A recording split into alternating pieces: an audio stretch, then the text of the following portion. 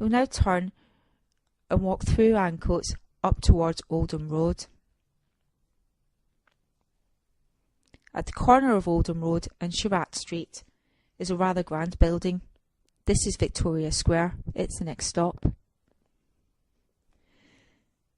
The slums that we heard about in Angel Meadow were a real problem for the Manchester Corporation, or the City Council, as they were called, the Manchester Corporation then.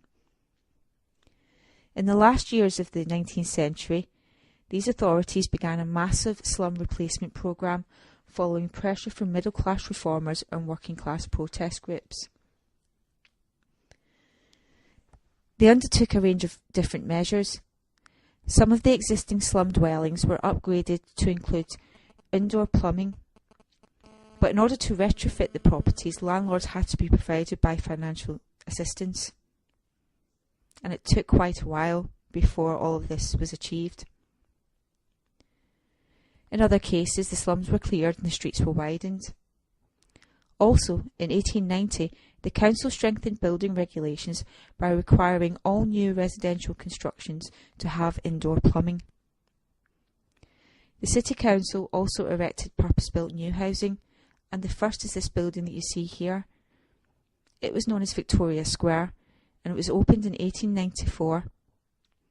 Such was the prestige that was attached to this first municipal housing development that the Manchester Corporation sponsored an architectural competition, and it was won by the firm Spalding and Cross.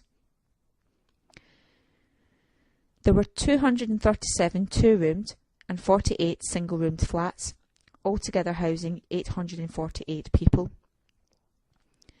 The flats were paired with a communal lobby with a sink and water closet.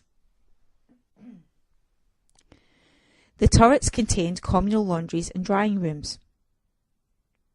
If you walk down a bit on Surratt Street, you might be able to peer in, and you can see that the flats are arranged around an internal courtyard, and each one has a balcony that faces onto the outside. The courtyard was supposed to be a playground for children. You will also see shops along the front facade. These existed to provide facilities for the inhabitants of the flats, and so as a precursor to later urban planning schemes, but also the rent from the shops provided an income for the Manchester Corporation.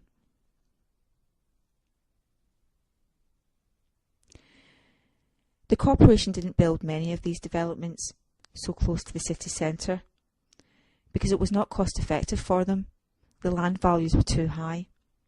And later they went on to focus on annexing neighbouring areas and building out into the suburbs where prices were cheaper and they had more control over designing integrated plans.